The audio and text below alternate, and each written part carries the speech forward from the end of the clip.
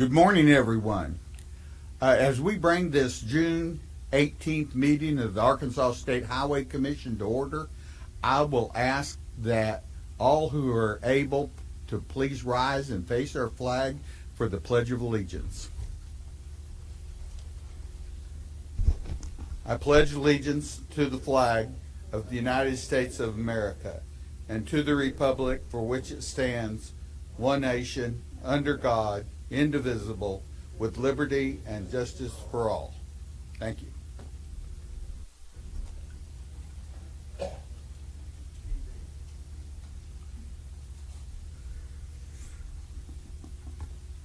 I'm Chairman Philip Taldo, and I appreciate everyone being here today. This crowd's getting bigger and bigger. Is just because I'm chairman? Is that y'all bringing y'all in? Is that what the deal is?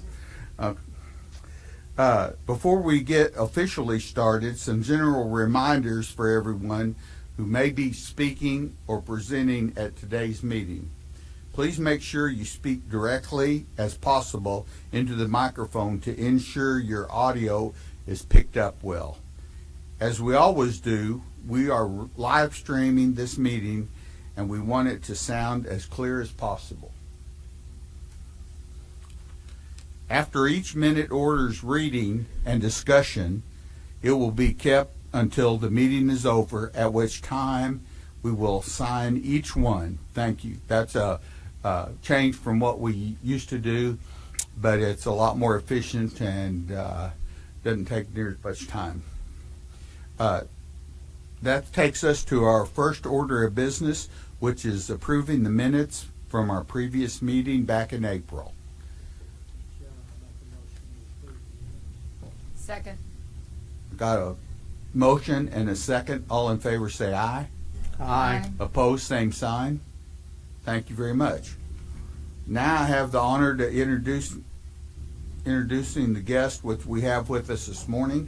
I would like to ask Mackenzie McMath Cornell. Did I say that right? Good. To come up to the podium, please. She is the director for the Keep Arkansas Beautiful Foundation. Thank you for being here today, ma'am. Good morning. Can you hear me? Does this Perfect. work? Okay, great. I can't believe I'm really first. I didn't realize I was 100% first one up here. All right. All right. Well, thank you guys so much for having me today. I'm very excited to get to be here for our annual recap of the great work that Keep Arkansas Beautiful has been doing with our partners across the state. Of course, you all know that RDOT is near and dear to our hearts. You are our number one supporter, and we are very much looking forward to continuing our partnership with you all, whether that's through cleanups, wildflower plantings, education, whatever may come. We're happy to know that we count on you as steadfast partners. So let's take a quick recap for those of you who don't know about Keep Arkansas Beautiful, to give you a little insight as to what we do. And then we'll look at our 2024 impact report and go from there. All right. Okay. I'm going to give you guys a little insight on how we support Arkansas's priorities. The Natural State Initiative that has been put forth by the Sanders administration is affecting all agencies around, especially Arkansas Parks, Heritage, and Tourism, from which we are a part. We work to enhance the state's image, to highlight the wonderful quality of life, to build meaningful partnerships, which is what we're here doing today, and to get youth out into the outdoors and to help educate them on environmental sustainability and conservation. We also support the Arkansas Learns Act. As many of you know, especially those of you that have kids in high school, all students are now required to have 75 hours of community service. We have created a new branch of our education department that specializes in helping students attain those service learning hours. We'll talk a little bit more about that as we get on into the presentation. Keep Arkansas Beautiful, many of you may just think about us as hosting cleanup events, which are a big part of what we do, but it is far from the only thing that we do. We are also very involved in wildflower plantings, recycling, and education. Community cleanups are a big part of what we do, and nothing that we present can be done without the involvement of individual community members across the state. We promote the great ideas, but really we're just facilitating events throughout the state. It takes actual Arkansans to pick up the flag, gather the people, go out and execute a good event. So without them, we're just speaking good words. It's really important for us to help communities develop ownership and pride in their ecosystems. And ecosystems can be natural landscapes, it can be your school, it can be your community. It really is just the area in which you live your life. So we want to make sure that people know that we are here to support beautification initiatives, eco-restoration initiatives, whatever it is that a community feels would enhance their own ecosystem is something we want to be behind. Our impact results for 2024, we had about 21,500 volunteers across all 75 counties. This is our 7th season to have the involvement of all 75 counties, and if I can help it, we will continue to see the involvement of all 75 counties twice a year in our cleanup initiatives. We had about 830 events and picked up 1,366 tons of litter. If you're like me, I'm not a math person. That just sounds like a big number. So that's about 250 African elephants, if that helps you visualize what our volunteers were able to gather across the state. 772 and 51 acres of public parks and areas were cleaned, and about 130,000 hours of volunteer hours. This year, our, what's it called? I'm trying to think. I just lost it. Basically, the value that we return to the state is right under $5 million. So the efforts of our volunteers are equivalent to about $5 million of return value to the state each year. For 2025, or FY, well, I guess I should have changed that to FY26. For our FY26 year, our goals are to have 24,000 volunteers, continue our 75 county participation, continue having over 800 events, and to have more student volunteers to support the LEARNS Act, more cross-cultural engagement, and more wildflower plantings. This last year, we did make great efforts to make all of our materials available in Spanish, all of our education materials, reaching out and working with different Hispanic audiences and nonprofits and different schools that have heavy Hispanic populations to make sure that our initiatives penetrate all of Arkansas's communities and that all of our communities are equally important to us. And we have seen great turnout from that community across the state, so we're going to continue down that road and working to include all Arkansans in all of our projects. Wildflower plantings, this is something that RDOT and Keep Arkansas Beautiful have actually worked on in the past together.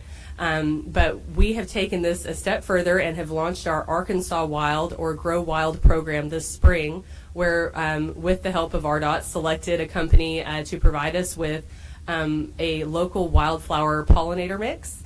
And these seed packets come in 25, 50, and 75 square foot packets. And since we launched them in March, we have had over 650 orders for them across the state.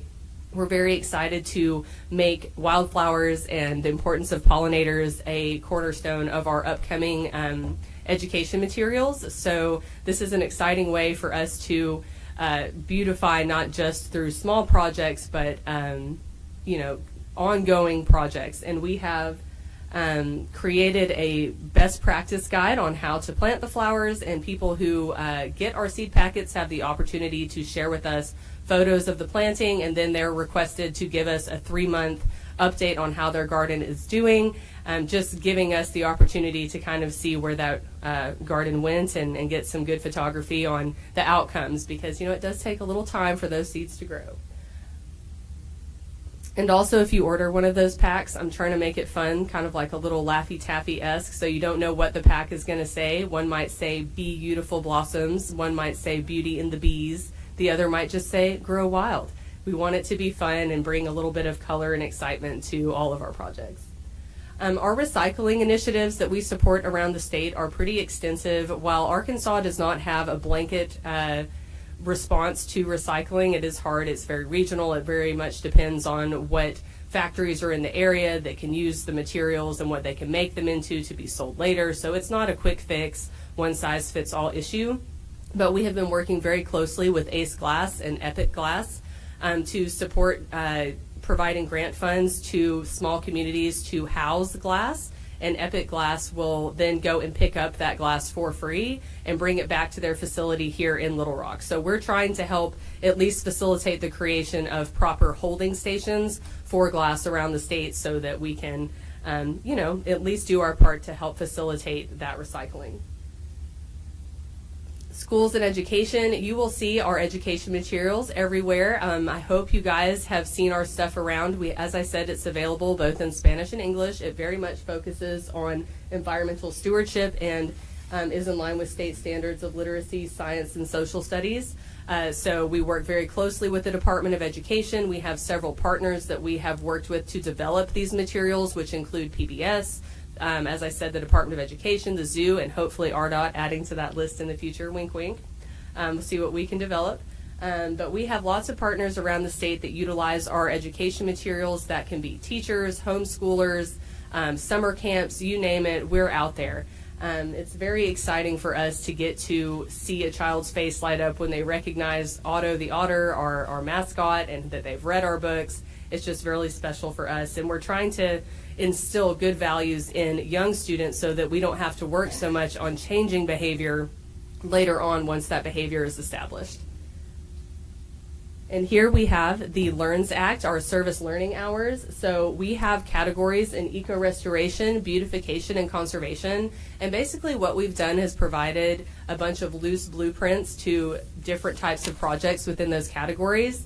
We want students to take those projects and make them their own, to say, if I tweaked this project like this and I could apply that to the senior center in my hometown, and however they want to integrate those projects. Something that I did not put into the presentation as it was not yet approved, but now it is, so I can share, is that we have rearranged our grant program.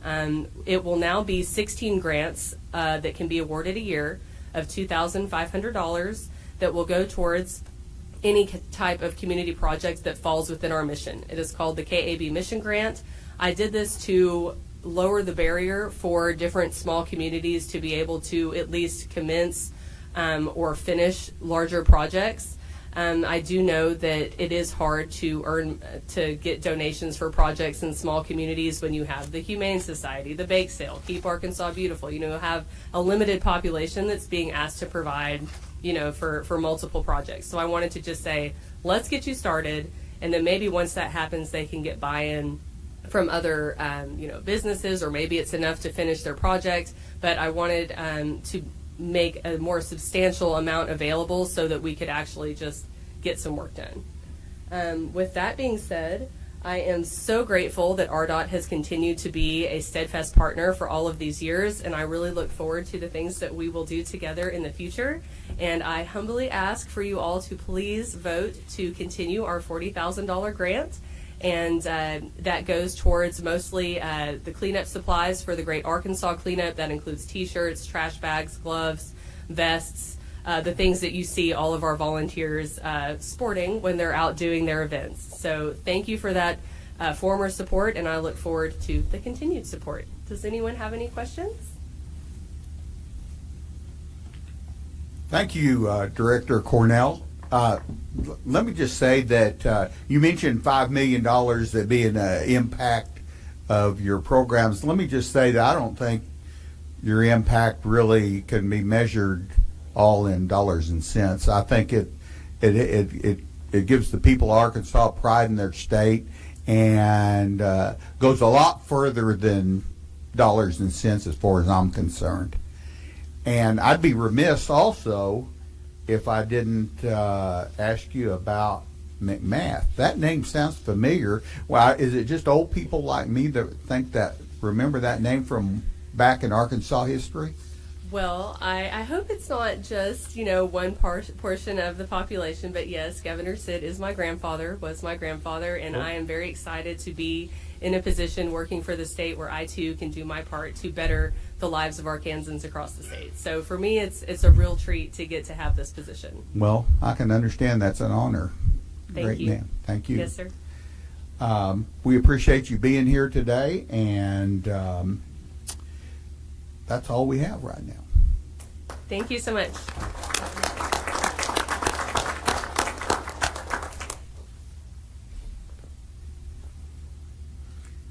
Now we move on to the minute orders for this meeting.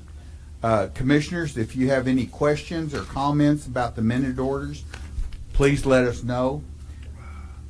For the reading of the minute orders, I will call upon Dave Parker, who is head of our communication division. Dave? Thank you, Mr. Chairman. Minute Order 1 simply approves the actions of the Purchasing Committee. Minute Order 2, as we just heard, this minute order gives approval to make a $40,000 contribution to the Keep Arkansas Beautiful Foundation for use in conducting the Great Arkansas Cleanup.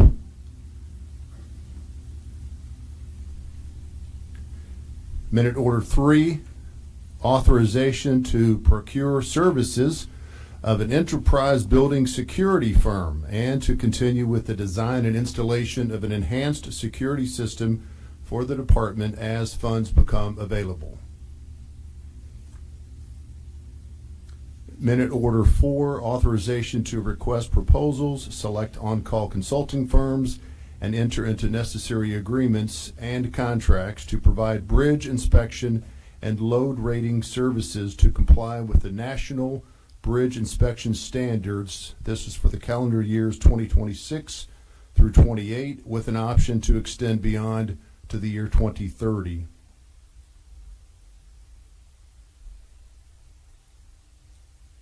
Minute Order 5. This minute order calls for the authorization to request proposals, select on-call consulting firms, and enter into necessary agreements and contracts to provide on-call right-of-way acquisition services for the calendar years 2026 through 2028, with the option to extend to calendar year 2030.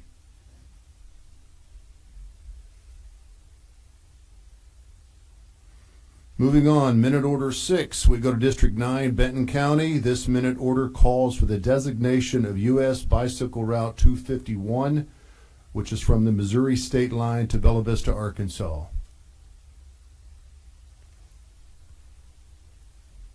Minute Order 7, District 6, Ashley County.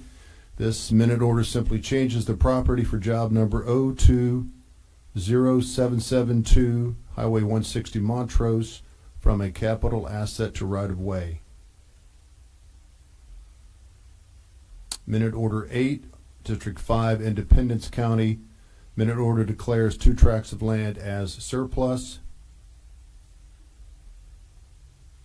And in Minute Order 9, Pulaski County, this minute order calls for the transferring of property identified as job number 006546 to Pulaski County.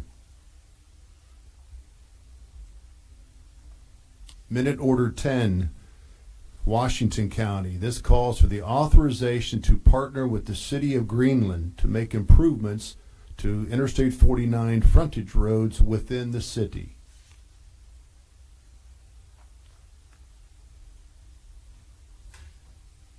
Minute Order 11, District 5, Cleburne County, calls for the authorization to partner with the City of Heber Springs and Cleburne County to make drainage improvements on a portion of Highway 110 within the city.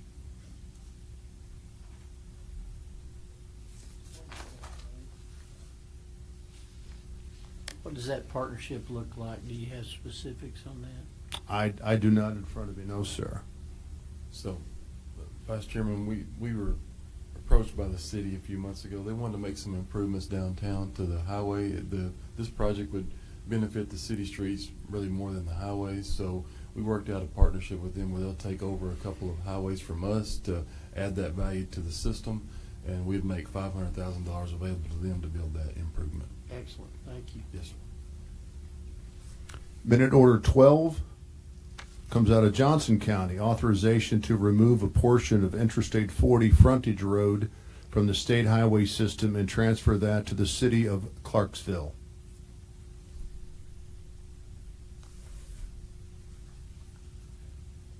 Minute Order 13, District 4, Sebastian County.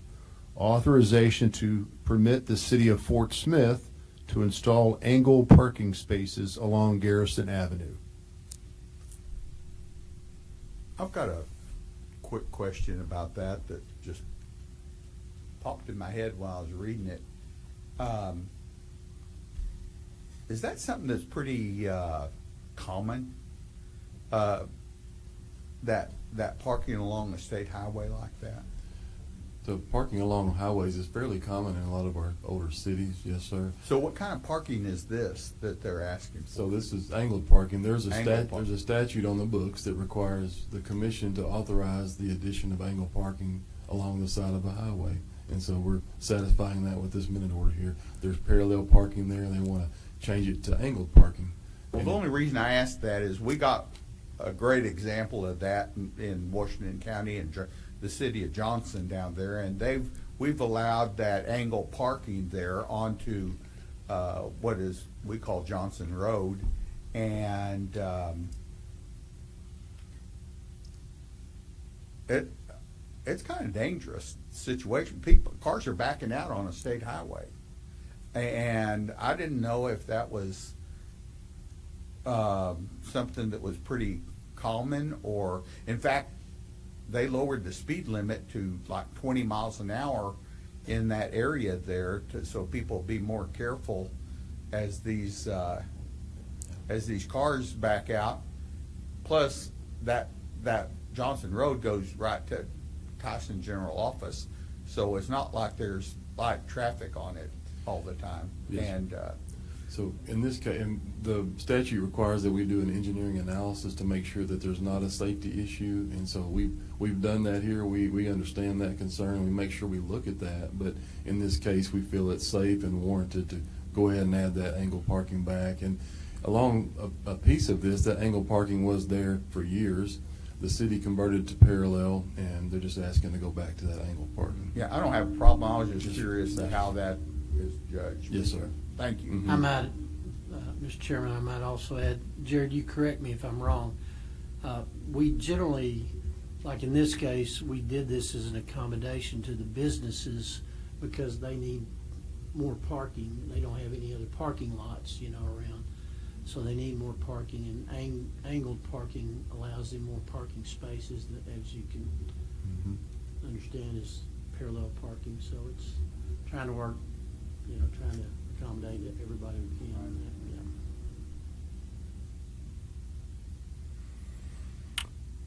Minute Order 14, authorization to proceed with appraisals, negotiations, and acquisition of access rights from affected properties along U.S. Highway 412 from east of Nob Hill to west of Highway 45 near Hinesville, and to implement partial control of access as funds become available.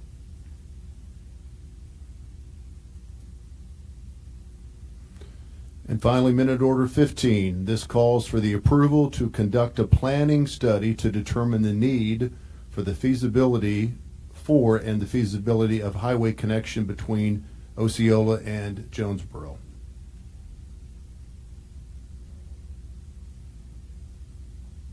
And that is it, Mr. Chairman.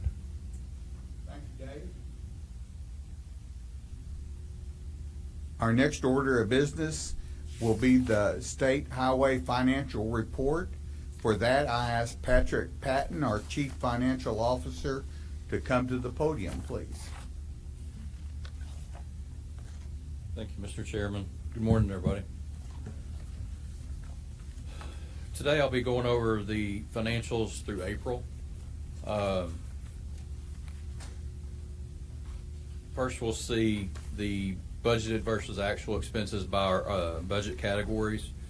As you see up on the slide, everything's fairly flat. The ones, majority of the budgets are below budget.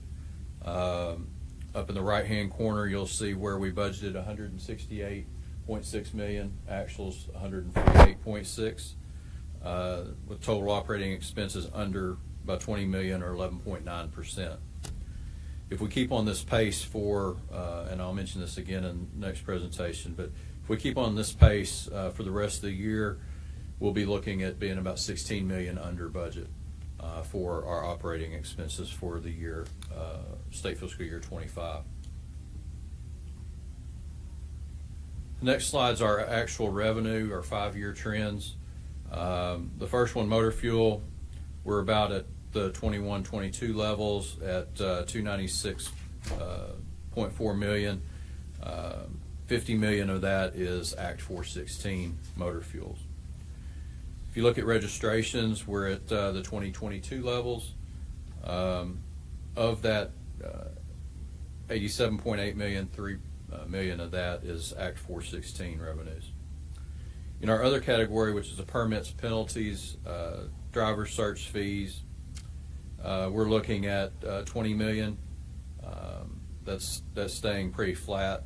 It's increasing a little bit. Natural gas severance is at 8.8 million for the year. And then we go to operating interest, that's 7.2% or 7.2 million, which is about 2.5% return on our balances for RRA Quad Zero. Last category that I'll talk about is Amendment 101. Right now it's at 232.9 million, and it's projected to be close to 281 by the end of the year.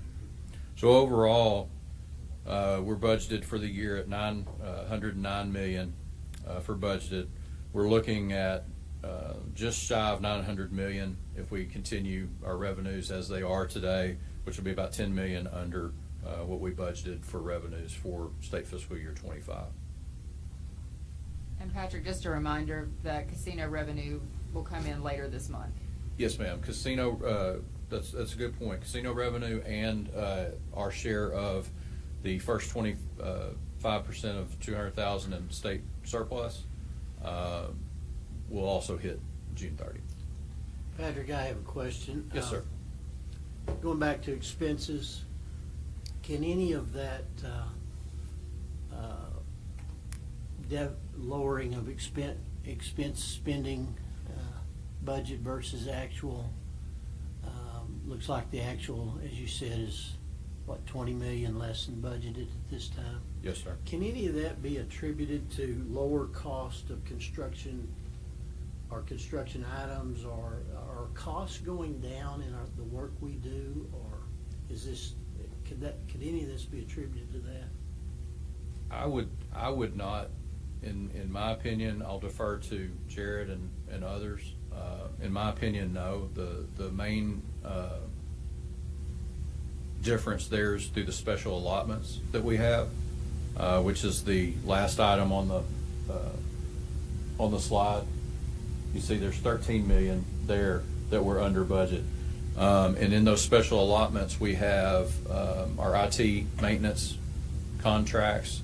We have our capital projects, which 2 of the capital projects this year that we budgeted for, I did not pass on. It was an accounting entry situation. I didn't pass it on that we were budgeting these above line, so that's really the majority of it, of the cushion that we have in our expenses this year. If those were included, it would be pretty much right on the money. Okay.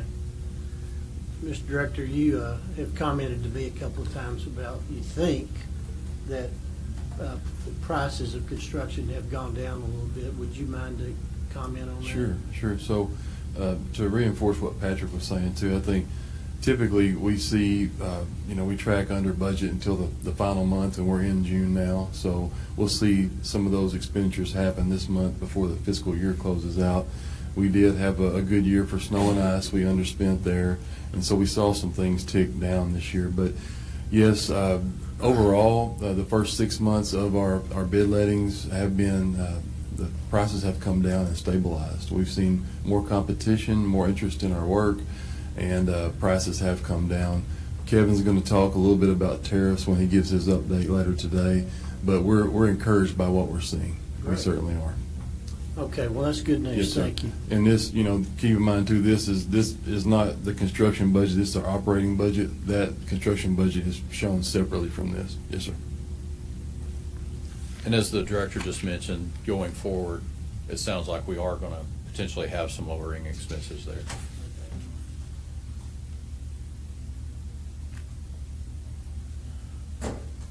So if we go to the budgeted versus actual revenue, once again, you can look and see up in the top corner, 682.5 million is what we have budgeted through April. We're sitting at 672.9 million, which is about 9.6 million below, or 1.4% below the budget. And as I said, right now we're looking at, if we go the same spending or the same revenue pattern that we've had the previous 10 months, we'll be about 10 million under what we budgeted for state fiscal year 25. And as a reminder, about 9 million of that was the settlement with DK Trading. So once again, we're right on the bubble of budget. So for those that contributed to the budgeting process in state fiscal year 2025, I think they hit it pretty good, and hopefully when I give my next report, we'll see some of that continuing. If we go to the next slide, this is our consumption trends year over year for the last 5 years. Right now we're trending at the 2022 level for gasoline. Diesel continues to climb at about 5 to 10 million gallons a year at a pace. Then the last slide that I will show shows the graphical or line chart representation of the last 5 years through present of quarterly consumption, just trend lines to show that it is a recurring seasonal pattern. Is there any questions? And I'll be back up in a little while to discuss our budget going forward to have that approved. Thank you for that report, Patrick. And with that, I will turn the meeting over to our director, Jared Wiley. Director Wiley. Thank you, Mr. Chairman. Before I call Kevin to the podium, I wanted to give the group an update on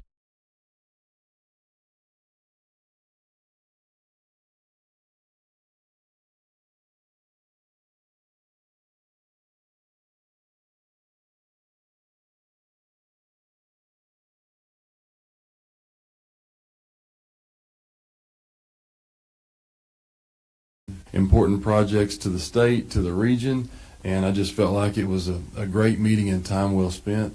In addition to that, we got some special time with USDOT Secretary Sean Duffy, and we were able to talk to him about future grant programs, the importance of major corridors in Arkansas, and talked about how regionally connected we are. So, Vice Chairman, would you like to give us a recap of that visit? Sure, you've done a good job already. It was a short trip. We had basically a day with our legislators and some time. We went to see the Secretary of Transportation, which in itself was an accomplishment. I don't know who is responsible for that. Nobody told me, but whoever was did a great job just to get us in. And I thought it might be a 10-minute visit or something like that, but he actually, what was it, Phil, about 45 minutes he stayed with us? Yeah. And what was so impressive about that was he was focused on us and focused on what we were saying. This wasn't just, hey, let's get this over with so I can go back to work. He really paid attention to what we had to say. We were basically talking about funding. We talked about a lot of things, but one of the items, of course, that I would be interested in, we talked a lot about I-49, and I was really impressed by the way he focused in on that, and then some of the things he encouraged us with, some of the statements he said afterwards, which I won't share, but he was really encouraging about the possibility that there may be some good things ahead for funding for those and other projects. So we might take some solace in that and some encouragement that good things may be about to happen in the future in terms of funding big projects like that. Otherwise, I would say that our delegation, I can't say enough good things about the meetings we had with Senator Bozeman and Congressman Womack and Congressman Westerman, just really, they are really engaged, I think, in trying to help this department, particularly when it comes to funding, to get, they know the needs, they know what needs to be done. Some of, they're all all three of those gentlemen are in a great position on their committees and subcommittees and where they work. They are in a great position to help Arkansas, and you're going to see that, I think, in their terms. They know what needs to be done, and they know how to get it done. And I'm impressed with all three of them that we met. So, great trip. Jared, thank you for setting that up, and whoever worked with you to make the arrangements for the meetings just did a great job. So, Thank you, sir. appreciate that trip. We had a lot of help. Kevin, his staff, Gil helped. We reached out to Bo Walker with Womack's staff, and Mr. Jimmy Harris sitting right behind you with Bozeman's staff, and they helped get that meeting set up with Secretary Duffy. Great. So we Thank you, appreciate sir. that. Thanks. Thank you. Yeah. And on behalf of our staff, I want to thank you and Chairman Tato for your leadership and your willingness to take time out of your busy schedules and make that trip to the Capitol. It meant a lot to us, you supporting us in our mission, and I think it means a lot to our taxpayers here in Arkansas. So with that, Kevin, would you please come up and give us an update about what's going on around the nation?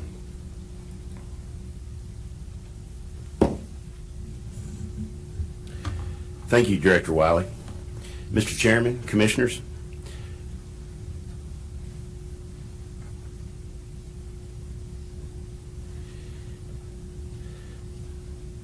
with respect to our federal funds, we are still operating under a continuing resolution, and we will be for the rest of the current federal fiscal year. We still do not have access to our grant funds that were paused. An encouraging change with regard to these funds is that they are no longer referred to as paused. Instead, they are said to be under review. We see this as a positive step toward FHWA releasing them to us. Additionally, we are encouraged that some of the grants in other states that were paused have now been released. Since the current administration has been making an effort to reduce the size of the federal workforce, we have seen staffing changes at the Arkansas Federal Highway Administration, or FHWA, office. One of those changes means that we are working with staff in the Mississippi FHWA office. Earlier this month, Director Wiley, along with the chiefs, met with Jeffrey Schmidt, the Mississippi FHWA Division Administrator, and Eric Griffith, the Mississippi FHWA Financial Manager. They were able to tell us that some of our grants are working their way through the review process. This is another positive step toward gaining access to our grant funding. Now, turning your attention to Congress, they are working on the budget and appropriations for federal fiscal year 2026. At the same time, they're also working on reauthorization of the Infrastructure Investment and Jobs Act, which expires in September of 2026. It is encouraging to us that Congress is working on funding for 2026 and reauthorization of the IIJA at the same time.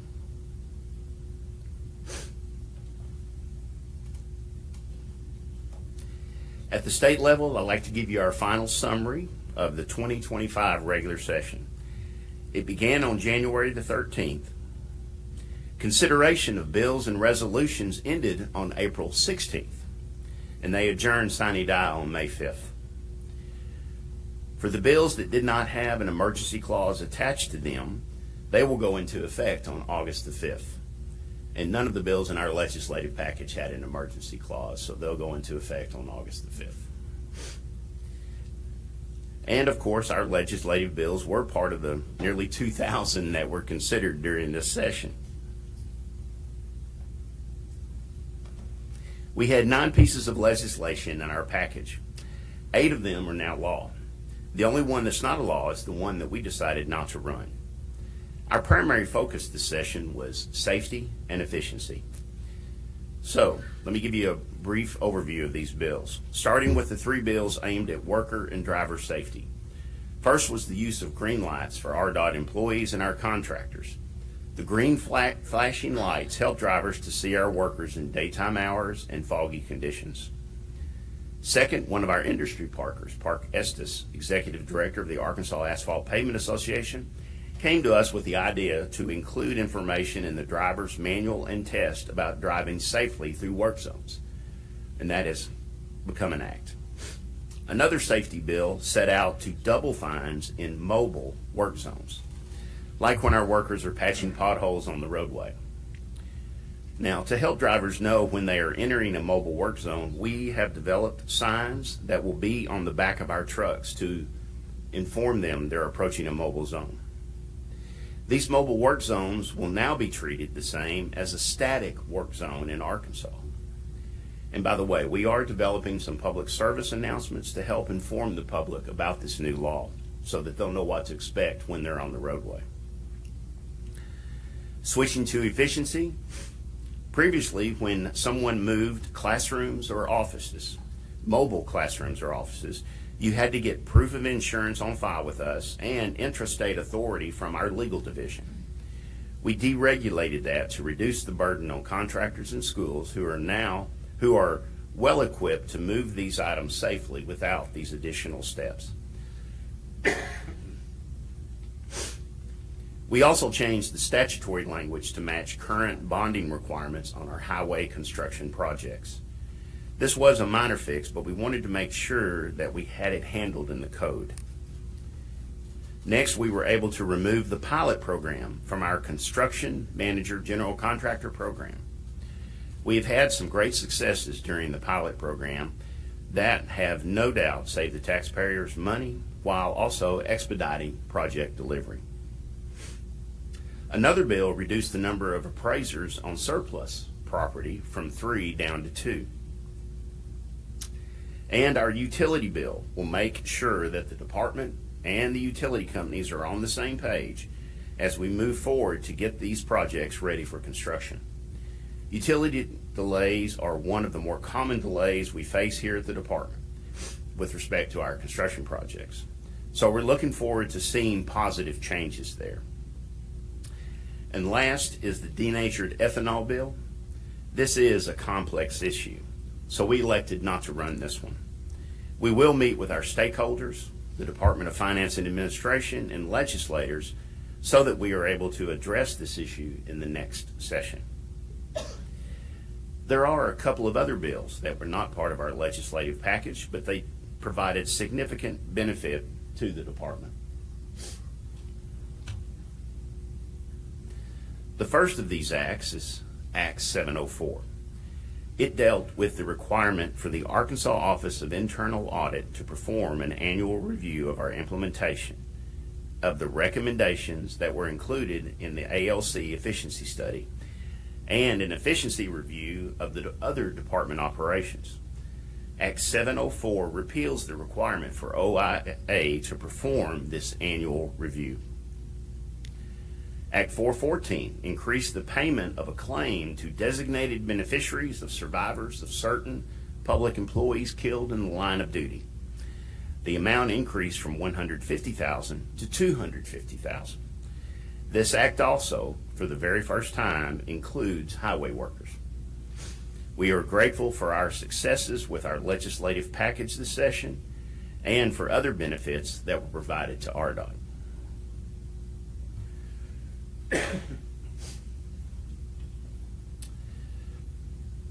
In your last meeting, it was requested that we look into how tariffs were affecting the department. So I'd like to give you an update on what we found out. There are 3 areas where we evaluated the effect of tariffs. These include direct impacts, indirect impacts, and on the availability of materials. Direct impacts would be tariffs on items such as steel that we use in our construction projects or on vehicles that we purchase and use on a daily basis. Indirect impacts would be on items that we or our consultants and suppliers use that would increase their overall operational cost, which would lead to increased cost for our daily activities. With respect to the availability of materials, since the tariffs increase the cost of imported materials, it makes them less attractive to contractors and suppliers. This creates additional demand for domestic products, which contributes to higher domestic costs and could even cause delays in the delivery of materials. Excuse me. When we evaluated how these factors were impacting our bottom line, we discovered that while there have been isolated areas where prices have increased a measurable amount, from an overall perspective, no definitive price increases have been observed. That's good news. One of the reasons we have not experienced price increases, for example, from the steel tariffs, is our procurement process. For many years, there has been a federal Buy America program that requires a domestic manufacturing process for steel products that are permanently incorporated into a federal aid project. The companies that perform the domestic manufacturing process can and do use raw steel materials from foreign sources. So the tariffs do increase the cost of raw materials. However, since the manufacturing process of the steel beam is performed domestically, the tariffs do not affect the manufacturing cost. This means that the tariffs affect a smaller portion of the overall cost of the steel beam, which shields us from significant price increases due to steel tariffs. Some of the information that we found identified that the cost of the raw materials would be anywhere from 20 to 30% of the overall cost. So that definitely would limit the impacts of the tariffs. Additionally, the efficient way we bid, award, and allow contractors to invoice us early in the construction project for the raw materials of the steel beams ensures winning contractors are able to purchase, stockpile, and receive payment for the raw materials of the steel beams as soon as possible. Accomplishing these steps in a relatively short time frame reduces the risk of future price increases. By providing our contractors with this efficient bidding and procurement process, it allows them to bid in their actual cost and not bid higher amounts in order to protect themselves against possible future cost increases. Looking ahead, there is still uncertainty with respect to tariffs in the future. However, for now, the overall impact of tariffs is limited. And because of this, we see no need for immediate policy changes here at RDOT. Feedback from national industry groups and other state DOTs agrees with this position. While tariffs may result in price volatility and longer delivery time for some materials, our procurement processes and supplier relationships are expected to buffer most of those impacts. Director, that concludes my report. Thank you, Kevin. Any questions for Kevin? Yes, sir. I've got actually two questions. One has to do with the impact of not having, I think I understood this right, federal highway representative right here, and we're having to share one with Mississippi. Did I understand that right? Yes, sir, that's correct. Our local office is down from about 19 staff members to 8. So Mississippi Federal Highways is teamed up with Arkansas Federal Highways, and they're working together to deliver the federal aid program in those two states. Yes, sir. So you got to go to Jackson if you want to do. Yes, they're overseeing operations. They're really helping out with environmental right now. Arkansas doesn't have an environmental person anymore, and so Mississippi's handling that for us, and their division administrator there in Mississippi is overseeing Arkansas's office as well. But overall, we haven't seen too many delays. They're working hard to keep things moving.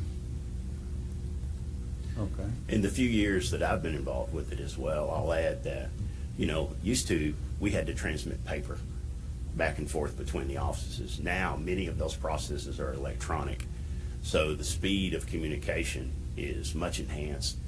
And whether it's in Mississippi or anywhere else, we're able to communicate as quickly as we need to, whenever we need to. Okay. Jared, the administrator they brought in, he's most recently been in Alaska. Is he in Mississippi or is he based here? So he on that second round of early retirement. He took the buyout package, so he's retired now. So he was here with us about a month and a half, and just enough. He got some great things accomplished while he was here, but he's retired now, building his dream home in Tennessee. So, Okay. yeah. There you go. Kevin, thank you for that report. Really appreciate the work you did on the tariff information. That was good stuff to listen to. But Jared, I take it that now I'm going to summarize based feedback on your if I understand your question, what they were asking, would you summarize that by saying you really don't see any detrimental impact from the staff cuts in the highway administration that we've seen? Is that kind of what I'm hearing? Right now, things are moving along. They are, a little slower sometimes, but not overall. I think we've interjected a few weeks delay, maybe at most, and so we can work with that. Okay. If things don't, continue to, I think things will pick back up as we get into our groove. Yes, sir. And I had one other question that I'd like to, on the legislative package, I'd like to know how, if we've already implemented the utility relocation bill act now, I guess it is, and if is that made any impact on us getting projects moving quicker than what we have been in the past? How does that impact us? So that's a great question. So just us having those collaborative meetings with the utilities, with the contractors, has already, infused benefits into the process. We're seeing more responsiveness from them. But next, we'll be promulgating rules. We'll be updating our utility accommodation policy to match what's in the legislation, and that should come out hopefully before your next commission meeting. And so we'll have that in place, and we'll be working to track and see, how far this legislation does go to help us improve that efficiency. We heard from Senator Dismang and others on the Transportation Committee that if it didn't yield great benefits, they're looking to do more next session. So we'll be watching that and tracking that. Thank you very much. Yes, sir. All right. Thank you, Kevin. Now I'd like Crystal Woods to come up and give us an update on our efficiency review implementation. And while she's doing that, I just want to again thank our staff members. It's because of their hard work in implementing these rules that we saw that requirement for OIA to audit the department each year lifted. So just appreciate all the work on that.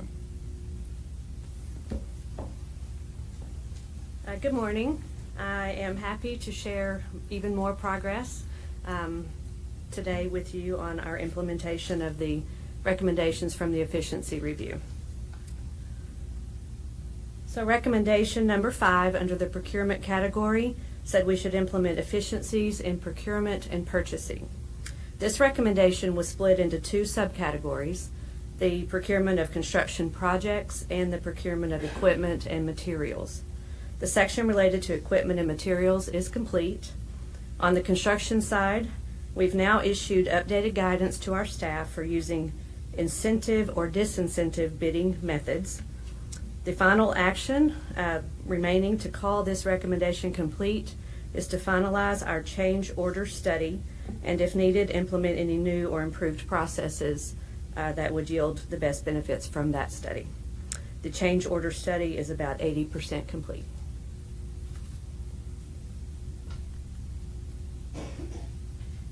Recommendation number 7 under the expenditures category said we should implement project and portfolio management frameworks.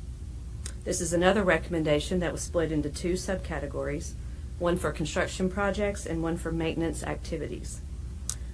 This slide refers to the construction subcategory, which has been mostly completed. The AshToware project software will provide additional reporting tools for monitoring our construction projects. We're currently working with the consultant to customize that new system, and we've also begun training.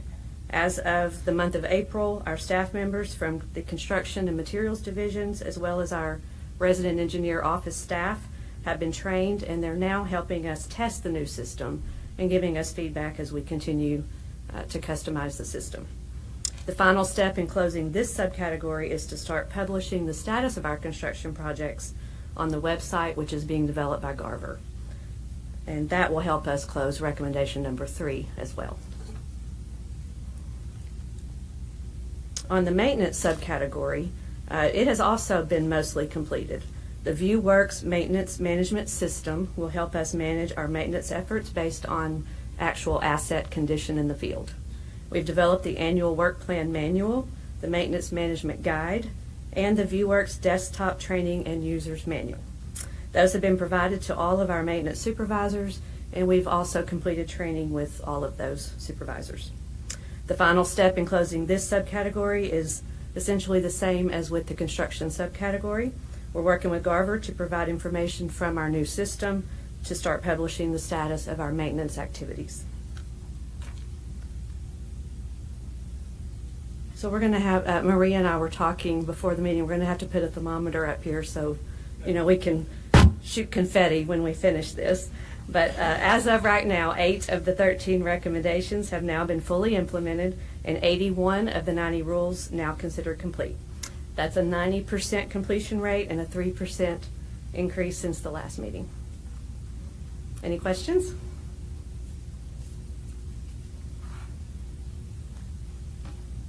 Appreciate you, Crystal. Thank you. Yeah, you're welcome. And we're tracking to finish that implementation near the end of this year, so we're all but there. Next, I'd like to ask Jesse Jones, our Chief Engineer for Pre-Construction, to come up and talk to us about our bid lettings.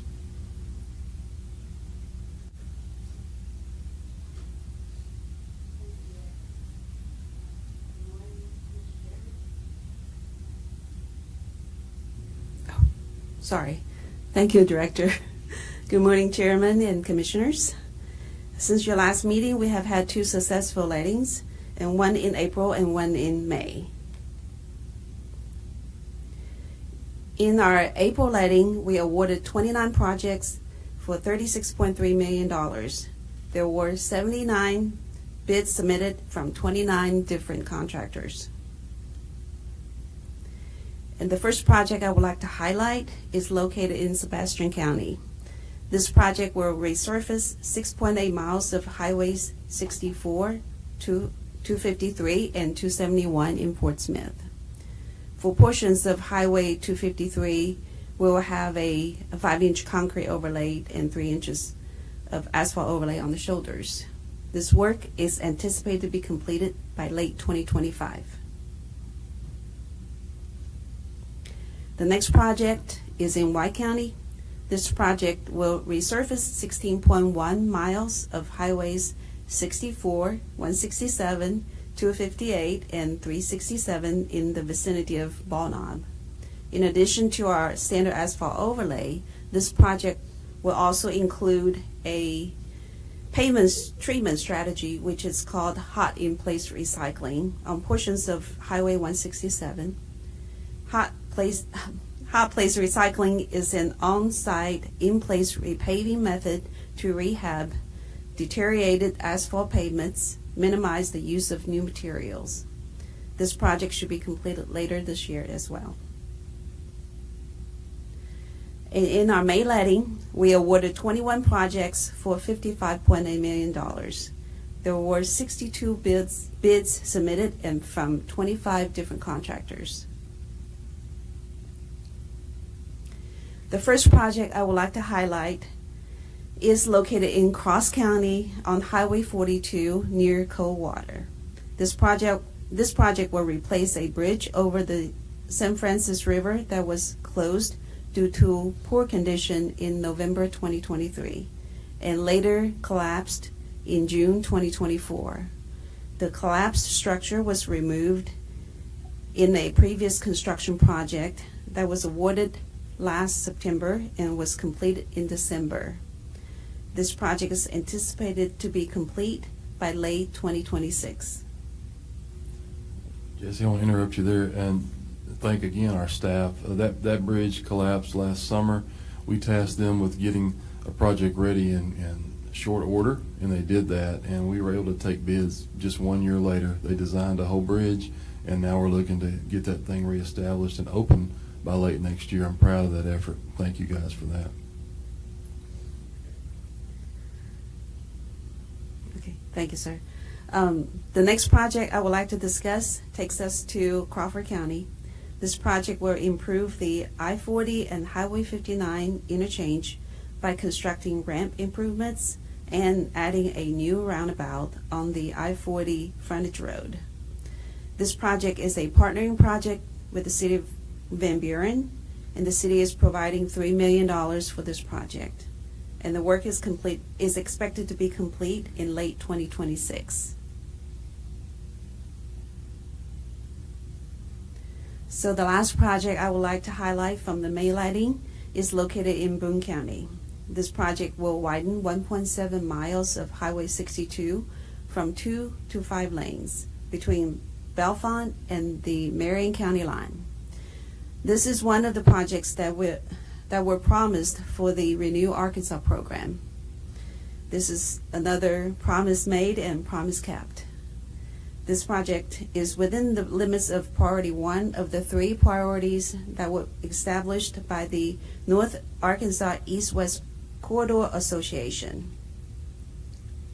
And this work should be done by mid-2027. And bids will be open for the June letting next Wednesday. This letting will include 2 state jobs and 2 county projects. Director, this concludes my report. Thank you, Jesse. Any questions for Jesse?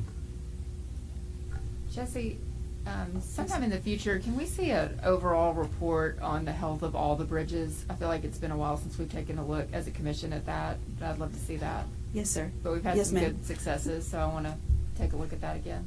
Thank you. And I failed to think Garver was the one that designed that Coldwater Bridge. Appreciate Garver for helping us with that too. All right, next up, Rex Vines, our Chief Engineer for Operations, is going to come up and talk to us about some maintenance activity we've had lately and update us on our construction projects. Thank you, Director. Good morning, Mr. Chairman, Commissioners. For our construction update this morning, we'd like to just say that the department has 253 active construction projects with a value of $2.7 billion currently. We've had 20 jobs declared substantially complete since your last meeting, representing about $43 million. And we have paid out $302 million since your last commission meeting.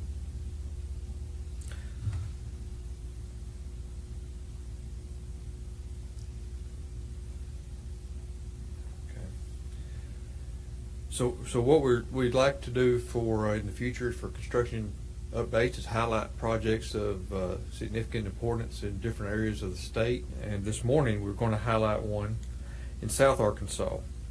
This is a project constructing about 8 miles of future I-69 near Monticello in Drew County. The job was led in August of 22 and actually began work in February of 2023. The purpose of this job is to construct 8.25 miles of 2-lane roadway with structures on future I-69. The project extends east from Monticello Bypass, and which was completed and opened to traffic in 2018. And the job terminates at Highway 293 near Selma. The contract is approximately 35% complete with the job and is expected to be finished in late 2027. Just like to also say that this job was primarily funded through earmarks. So next we've got a short video, a flyover of the construction going on.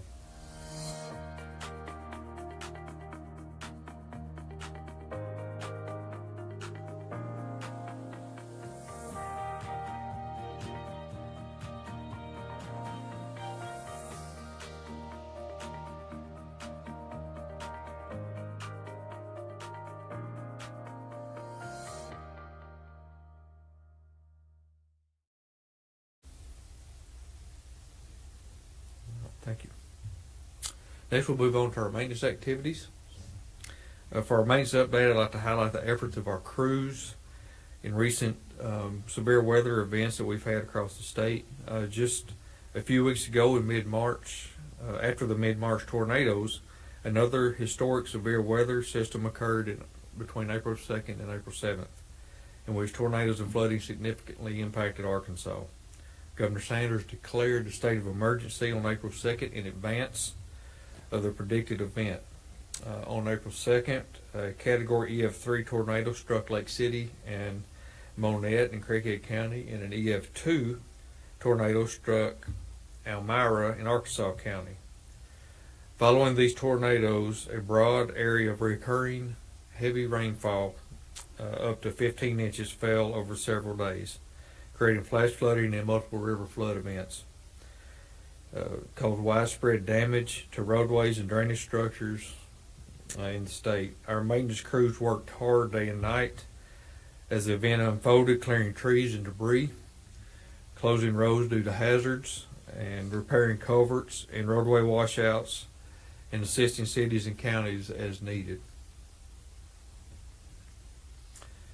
By Sunday, April 6th, over 100 highway closures due to damage from rainfall and storm damage.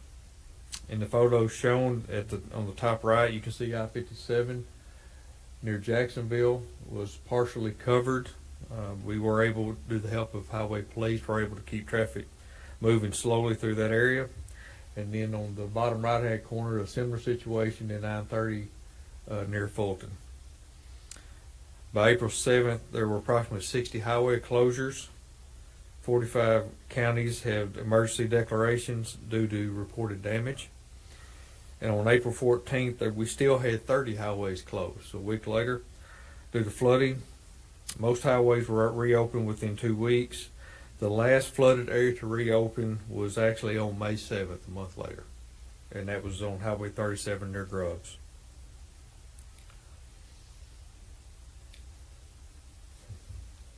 This map shows all the highways that were actually partially or fully flooded due to this storm event. This does not include highways closed due to damage, such as culvert washouts. That'll be shown next. Overall flooding occurred on a total of 232 highways, with 157 highway sections closed due to flooding.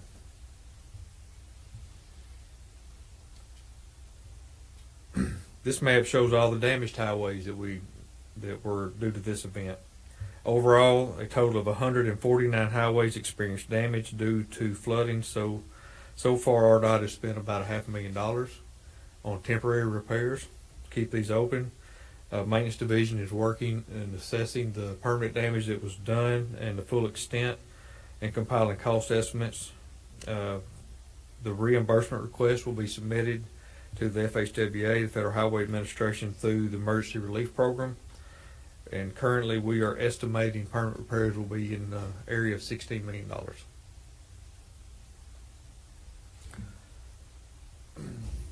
So the next few slides, I'm going to show some of the highway damage and our staff as they were working to make temporary repairs and keep the roads open. As you can see here, the one on the left is Highway 9 near Mammoth Springs, and Highway 128 in Garden County. You can't see it real well, but this the big guy here in the green is our director. He went out with the crews assessing damages. Here's one of our employees in District 3 near Hempstead County. This is Mr. Paul Gray doing a water rescue, the guy that washed off the road, and we were able to help him and get that guy out before he got washed in. This is in District 1 near Earl. You can see all the sandbags, kind of see the white. The crews put out sandbags, and they were able to keep this road open for several more hours and under traffic moving. It did eventually get over the road, but we made it a good time without it. And then here's some flood damage that happened near Austin, Highway 38, and our staff quickly reinstalling the culverts and getting the road back open to traffic. Some damage near Cabot on Highway 89 and near Georgetown on Highway 36, very, very similar washouts. And then these two is near this the same location. It's on Highway 51 near Hollywood and South Arkansas. And you can see in this event we actually had to completely reconstruct this section of roadway, but our crews did a great job, and I'd just like to applaud our maintenance crews for their dedication and hard work.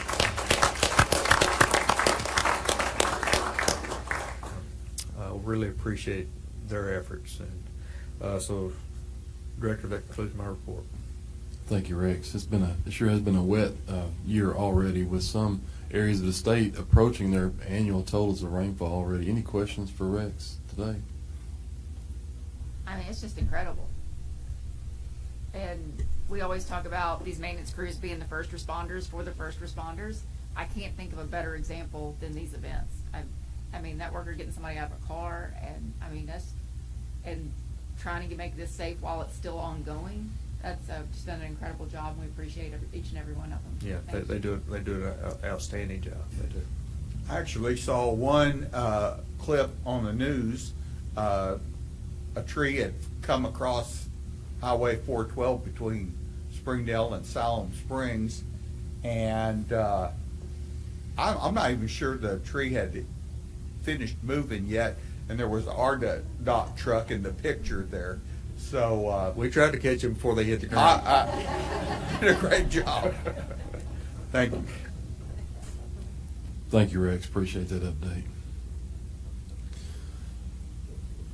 All right, I want to go over a few of our recent activities with you and show you what's been happening around here since the last commission meeting. On April 11th, the Women in STEM Conference was held in Hot Springs at the Convention Center. This conference provides the opportunity for young women to connect with and learn from other women who are leaders and professionals in the fields of science, technology, engineering, and math. This year there were over 300 attendees there, representing 15 different schools. A few of our own served in different roles this year. Jesse Jones welcomed everybody to the conference. Thank you for doing that, Jesse. Ms. Kelly Wiley, our Assistant Chief Engineer for Program Delivery, moderated a panel discussion, and I heard good things about that. Patrick Thomas, our local technical program manager in our local programs division, he provided closing remarks, and Patrick was actually the one that founded the Arkansas chapter of this conference about 4 years ago, and he's currently co-chair along with Christy Marshall, our on-the-job and support services training specialist here at the department. In addition to hearing from RDOT, their attendees also heard from women representing the State Crime Lab, UAMS, Baptist Health, Central Arkansas Water, and Deloitte. And several of our divisions had booths set up at the conference so that folks could learn more about the special things we do in our divisions here at the department. So appreciate everybody participating in that. On April 21st, we kicked off our Work Zone Awareness Week. It was held at the Little Rock Air Force Base in Jacksonville, overlooking our Interstate 57 widening project. Every spring we hold this event, which coincides with the National Work Zone Awareness Week. And this year's theme was Respect the Zone so we all get home. And we had a lot of great support and attendees there that day. Commissioner Halsey came and was there with us. Senator Ricky Hill, Don Weaver of Weaver Bailey Construction, D.B. Hill was there, Park Estes, and many others. We appreciate you and your support and for being at that event. I want to say a special word of thanks to the Little Rock Air Force Base for letting us use their parking lot, and to our Highway Police. Our Honor Guard was there that day, and they presented the colors and watched over the ceremony. On April 30th, Rex and I spoke to the Asphalt Paving Association annual conference in Branson. I got the chance to talk to them about our construction programs, the status of federal funding, and some general updates like a recap of our 2025 session that Kevin just talked about. Rex updated the group on the progress we're making on our spec book rewrite and an update. So it was a great meeting. It's always good to be with that group. They're just great partners with us, and we appreciate the conversations each year. In early May, I went to CrossIt. Kevin and I went down and were present and spoke at the Rotary Club meeting. It was held there at a local restaurant. Drew Hoggard, our District 2 engineer, was there to support us there, and I appreciate him being there. I talked to them about our legislative session, our safety campaigns, and some projects in their area. Mayor Crystal Marshall and the rest of the group were very welcoming. She is a great advocate for transportation and for the department, and I appreciate her support as well. In May 12th to 15th, several of our administration went to the ASHTO spring meeting. It was held in Hartford, Connecticut. This meeting brings together transportation officials, elected officials too, from around the nation to share latest innovations and best practices in the transportation field. We had a great time at the event. We talked about the federal reauthorization of highway legislation, and we will be back with that same group in November to carry on that conversation. May 27th through 29th, Crystal and Jesse attended the Transportation Research Board Data and Artificial Intelligence Conference in Seattle. We all know AI is making its way into our industries and our lives on a daily basis, and in our field of transportation, there's no exception there. Any chance we can get to learn about this field and stay up to date on what's happening is appreciated, and I appreciate you both for being at that conference. Rex attended at the same time a Texas Emergency Management Annual Conference where he learned about topics like disaster communications, protecting critical infrastructure, and community recovery strategies after disasters hit. And we appreciate Rex being there, collaborating with all of our partners across the region. On June 4th, Commissioner Holder spoke to MetroPlan's 70th anniversary celebration, which was held here in Little Rock. Kelly Wiley also attended the event. For those who aren't familiar, MetroPlan is the planning organization that works with local governments in Central Arkansas. We partner with MetroPlan frequently to deliver much needed projects in this area. Appreciate y'all being there. On June 6th, I spoke to the Fort Smith Regional Chamber of Commerce First Friday Breakfast Group. Vice Chairman Gibson was there with me that day. We had a great discussion, robust question and answer session, which is my favorite part of these discussions when we have an interactive group. District Engineer Jason Huey was present there, and afterwards I got to go tour the Greenwood Bypass, which was a great experience. We appreciate the ability to be there with Fort Smith and talk to them about important projects in the area, and first and foremost on their mind was the status of Interstate 49. We're also, I think today we were scheduled to wrap up shooting on our Street Smart safety campaign. We'll see how that goes with the weather out there, but I know Parker had updated us previously about this program. As a reminder, we learned about this from a program that Georgia did that's similar. We're working with the Department of Education using some federal aid safety funds that we get to build a program to make ready for teachers to use in their curriculum. The first year we're going to roll out to 6th to 8th grade classrooms, and we'll have games, lesson plans, videos, so that they can talk to their staff, their students rather, about the importance of being safe out there on the roadways. The idea is that we get to them before they get behind the wheel and instill great, safe driving habits. It's really great. We got to sample talent from Arkansas. There's actually Arkansas students. Arkansas kids will be the ones that will be acting in these video spots. So it's going to be special and close to home for us here as we unveil this campaign this fall. June 12th, we held our annual Equipment Operators Rodeo. Commissioner Holder was present to welcome the crowd. It's always just a fantastic event to allow our maintenance workers to showcase their skills. Commissioner, would you like to talk about the event a little bit? I mean, they get to bring their families out. Families can't go into the work zones, and so for them to see what their parents do and take pride in that, I think that's part of the reason why we have a lot of families who continue to work for the department, and that's part of their family story. But it was just a great day, and I know you got the slide coming up for the T-shirts. I asked Jared if we could put that together because all the different districts have different T-shirts, and my favorite is "Screaming for Vengeance" right next to a Bible verse. So they kind of they show their personalities a little bit in their T-shirts, and they have a lot of friendly competition, and I think it really helps. It's a great bonding activity, and it's fun to get out and see everybody. Absolutely. Yeah, we love the T-shirts. I think next year we're going to make a T-shirt contest, a part of the competition. But we appreciate you being there and supporting our staff. It means a lot for you to be there at that event. So just quickly, our contestants, they compete in 7 categories: lowboy truck, tandem axle dump truck, single axle dump truck, tractor mower, backhoe, motor patrol, and skid steer. So the winners from all those categories, the first and second place winners, they will go to a regional competition. This year it's held in Lexington, Kentucky in the fall, and we're hoping to bring home our 8th trophy for Arkansas since this started. But I wanted Alex Roof's here today. Alex, wave everybody. He's our District 5 engineer. His team won the overall competition. So District 5, they took home the honor of being first place by division. And so we got the trophy up here, and it logs since we've been doing the rodeo for about 30 years now, who's won. And we've got District 5 shirt on display up here for you guys to see.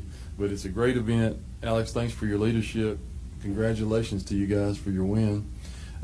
District 1 took 2nd place, and District 9 got 3rd place. But let's give Alex and his team a round of applause. This was my first rodeo as director. I was honored to judge many of those events, but it was, extra special being there as director. Enjoyed that. All right, the last update I have for you, on June 13th, I went to Hot Springs for the West Central Arkansas Planning and Development District Board meeting. That group represents 10 counties along the west central side of Arkansas. We had a great attendance there, a lot of judges.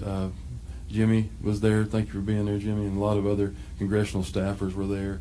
We talked about the commission's history, how it set up the department and the state for success and long-term stability. We talked about updates around the department, and we gave them project updates about things going on in their counties, and they were really eager to hear about that. So enjoyed that time there with them. Any questions about those recent events?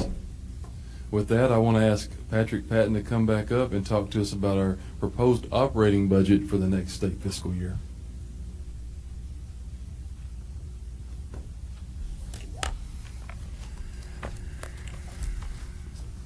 All right, I'm back. First of all, I'd like I ended the presentation a minute ago, thank the people that are involved in the budget process. A lot of you in here are involved. HR is critically involved on the staffing side and the salary side. The chiefs, assistant chiefs, I appreciate everybody's hard work on it. This was, another one of Jared's first. It was a different process. It was a good process. Asked a lot of good questions, so challenged us as we went through that. So with that, what I was talking about earlier was historically. Now we're going to look into the future with the crystal ball that we obtained. What we have here is the last 4 years of budget. So from 23 to 26. I was talking to a couple of commissioners earlier, and they were asking, what's the outlook for the revenues? Well, this gives you a good pictorial of how flat things are. I continue to say, revenues are flat, expenses are somewhat flat, but this is a good picture of that. And so I'm going to key on the two far right columns, the 25 and 26, but it gives you some historical look.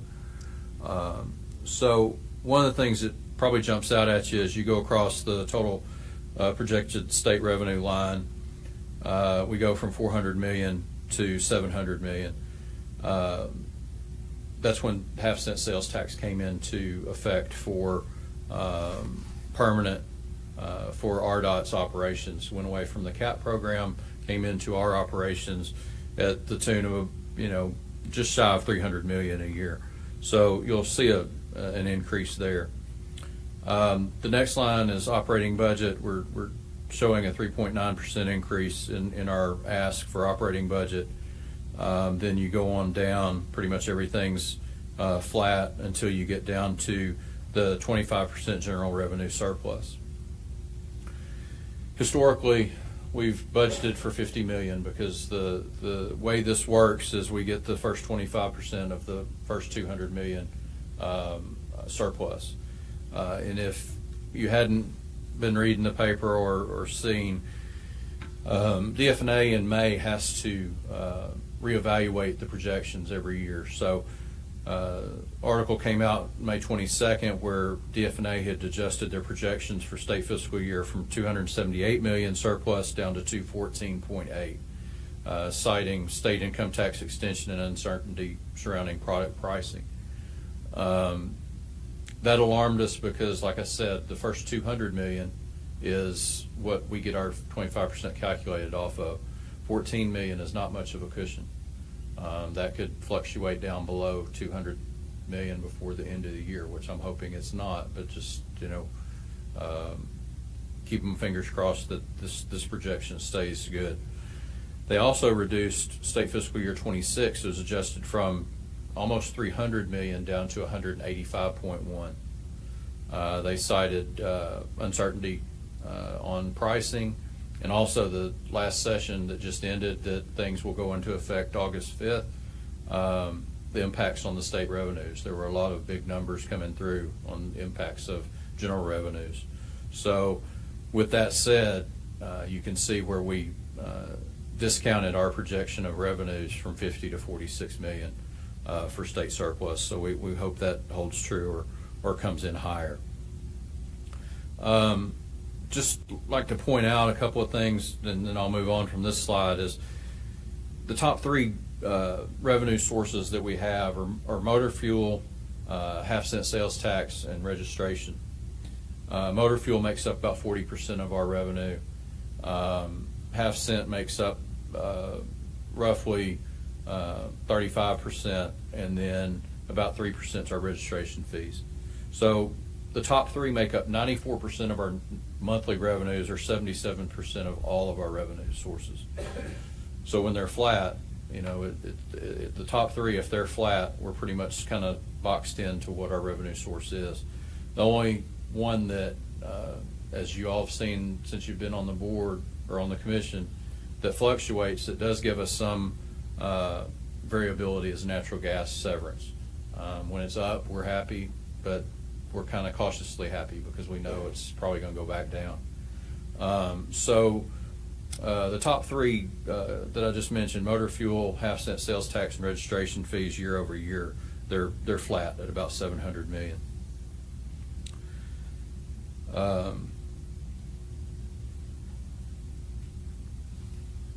The next slide is our proposed operating budget. So what we've got here is you received, I think, in your packet this month a full version of the budget. The salary component is made up of salaries, overtime, and payroll additives, which the salaries and overtime are pretty self-explanatory. Just what I try to tell RDOT staff, and we've had lots of discussions about it, is every time we talk about a $1 increase in salaries, it's actually $1.38, because we've got 38% or 38 cents on the dollar in payroll additives. And what that is 7% in FICA, 14.9% in our retirement match, 13.8% in our state group insurance match, and then about 1% each for unemployment insurance and workman's comp. The one that will continue to creep up is the state match. Each year until at least 2028, our required state match is going to go up about $60 to $80 a year or a month per employee. So that's a big chunk when you're talking about roughly 4,000 that we're paying a state match on.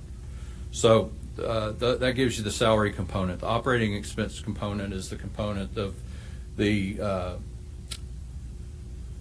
budget for just regular operating expenses, whether it be supplies, travel, copier leases, etc. The four categories of director, chief admin, chief engineer of pre-construction, and of operations, that's got probably 70% of our total ask for the budget. The two that always get questions about is what's capital outlay and what are special allotments. Well, the capital outlay is our road machinery equipment budget, that's managed by Danny Keene and his staff. That's roughly $29 million out of the $37 million that we're asking for this year. Other factors in that capital outlay number of that $37 million are computer equipment, and then some AHP vehicles and other equipment that we need for the department to work. Special allotments, talked about a little bit about that this morning.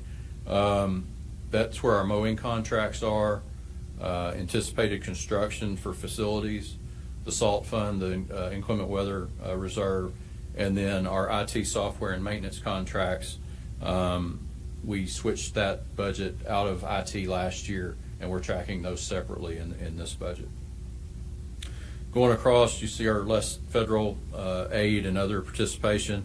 That's our anticipated federal reimbursement. So we get over to a net number of $460 million that, if you look back on this slide, it's about halfway down. That's deducted out, so you can look down at the very bottom. One thing I forgot to point out was year over year, 25 to 26, if you look at the very bottom number, we're suggesting that there'd be about 300 or 400 million, three or 400,000 less in revenue. So when I say flat, it's very flat. Moving on to just some quick highlights. The recommendations that we have in the budget before you for approval today is a 2.5% cost of living adjustment, which would count for about $5.6 million. A 1.5% average performance-based pay increase, which would be about $3.7 million. And that's achieved through our Achieving Career Excellence program, our ACE program.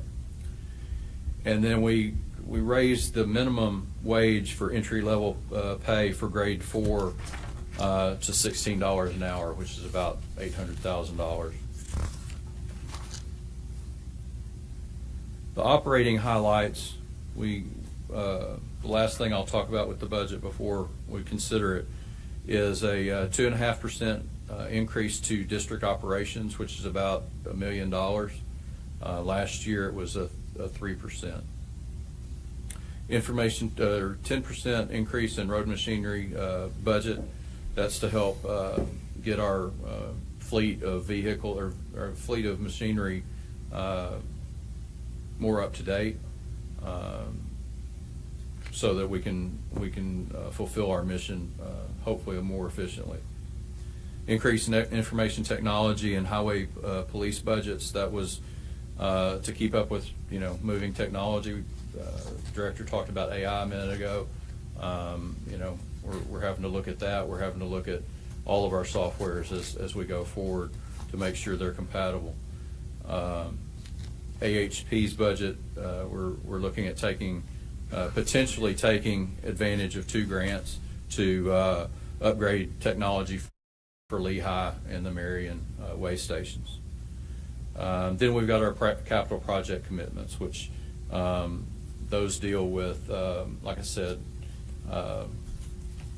just some regular ongoing commitments for buildings and facilities that in the past we have not put above the above the line. We've put them below, saying as funds become available. But the focus has shifted to let's put these on our radar, so that as opposed to when do funds become available, we're committing to doing certain projects. So with that, that's all I have. Do y'all have any questions on the proposed budget? That's great. No questions for Patrick? Okay. Thank you. Mr. Chairman, if the commission's so inclined, we need a motion to approve the budget. Commissioners, you've heard the request from the director. What is your pleasure, please? I'll make the motion to approve the budget. I'll second. We've got a motion and a second. Those in favor say aye, please. Aye. Opposed, same sign. Motion passes. Thank you all. Appreciate you.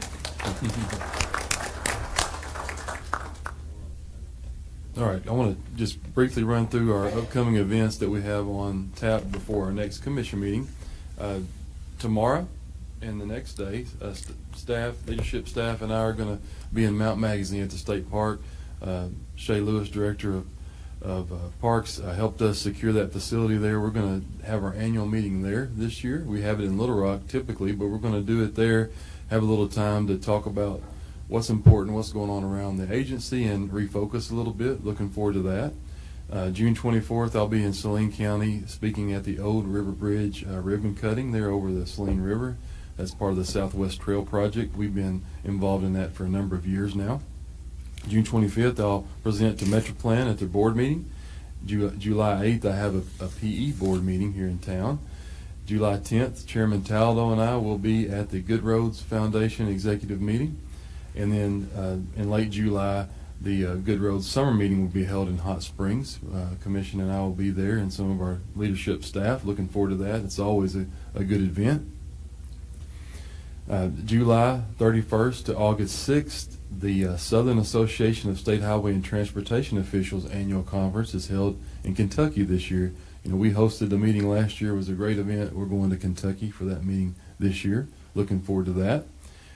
August 13th, I'll be speaking in Hot Springs at the Concrete Pavement Conference, similar to the Asphalt Paving Conference in Branson. Be speaking to this group in Hot Springs. And then we're back here on August 20th for your next commission meeting. Just a couple of other items in other business, and then I'll kick it back to you, Chairman. We got notice of another round of bridge improvement grant funding since the last meeting. $2.5 billion is available to us next year for federal year 2026. Our staff looked at the requirements and is recommending that we apply for the project you see on your screen there. It's a $140 million bridge deck rehabilitation project on Interstate 30 in Little Rock between University and the South Terminal Interchange. We would do, I believe it's a dozen bridge decks there, and those bridge decks are aging. We don't need to replace the bridges, we just need to refresh those decks. So with your agreement, we would love to submit an application for this project. So if you're inclined, again, Mr. Chairman, we'd like a motion for this. I want to make that motion. Motion to approve applying for this grant. I've got a motion. Do I hear a second?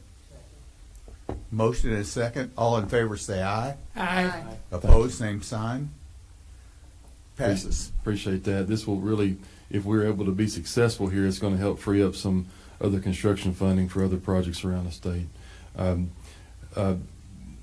Since your last meeting, the Arkansas Academy of Civil Engineers inducted 3 of our own into the academy. I wanted to highlight that today.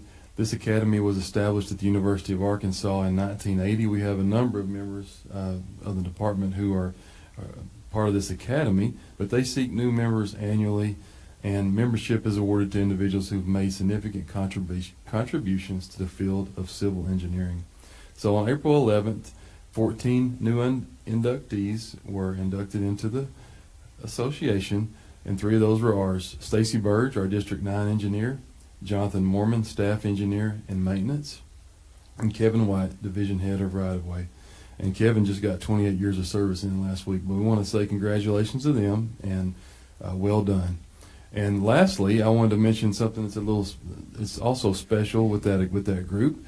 In addition to those 3 inductees, a former RDOT employee, Alice Dong, was inducted as an honorary member. So I just want to tell you a little bit about her story. She has a really fantastic story. She began her career here with us in February of 1950 in our bridge division. She was the only female engineer out of the 30 engineers in that division. In fact, at that time, she was the only female engineer in the department and one of only 3 in Little Rock. So she was a trailblazer. A couple years later, she advanced to the title of Advanced Bridge Engineer in 1952. And she left the department for a position a year or 2 later, moved to San Francisco, but in 1957 she came back to Arkansas and began working for us again. In 1987, she obtained a master's degree at Memphis State and ultimately retired from the department. During her tenure, she had the honor of representing Arkansas as the first International Conference of Women Engineers and Scientists at their chapter in New York City in June of 1964. She retired as a senior bridge design engineer, but she remained active in the department's retirement community, always visiting the bridge division when she attended retirement association meetings and brought cookies with her every time she came, which that's important. Alice was a talented engineer, but she had a variety of other talents and was well known as a remarkable woman to all of her colleagues and friends. Sadly, she passed in April of 23, but just wanted to tell you her story. It's really fascinating, and we want to honor her and her service and her induction into the Academy of Civil Engineering.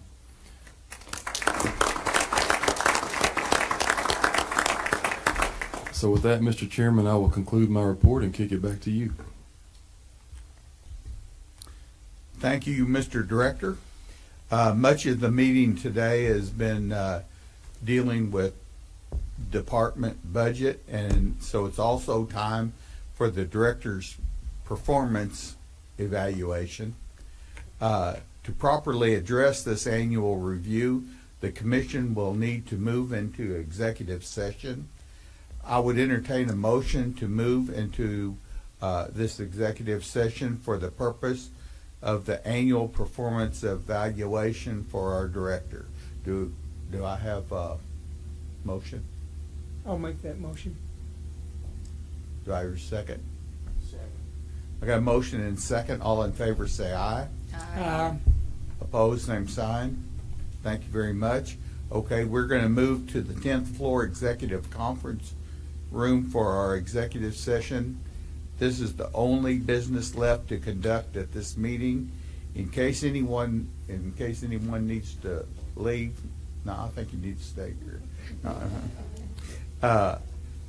When we finish with the review process, the commission will return to this room and continue with the meeting. Thank you.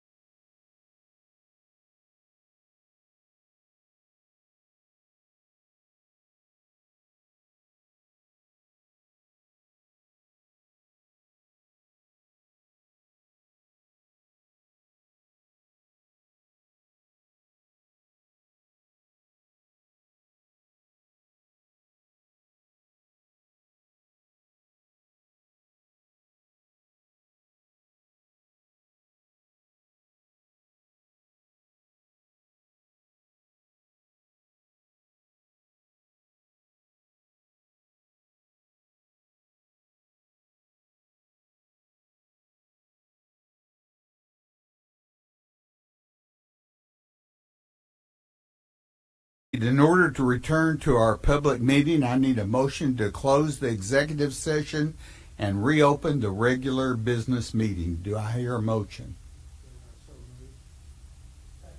We got a motion and second. Those in favor say aye. Opposed, same sign. Okay, we're now back in regular session.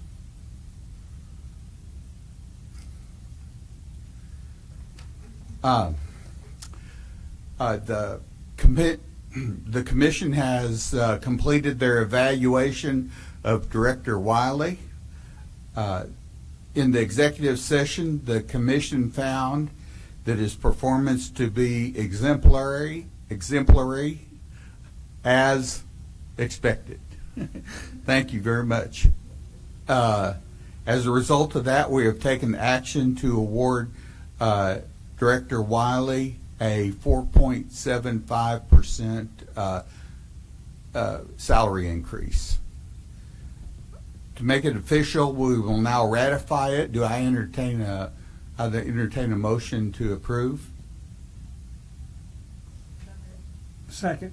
We got a motion and second. All in favor say aye. Aye. Opposed, same sign. I appreciate everyone being here today, and thank you to those watching on our live stream. Any other business from the commissioners? We also talked about agreeing to say "Go Hogs" tonight. Yeah, absolutely. Got to win a baseball game. That was unanimous, by the way. Well, I'd like to, it looks like everybody's satisfied. I'd like to thank our staff and Dave's staff and Christy for putting this all together. And without objection, that will conclude our meeting today. Everyone have a wonderful rest of your day.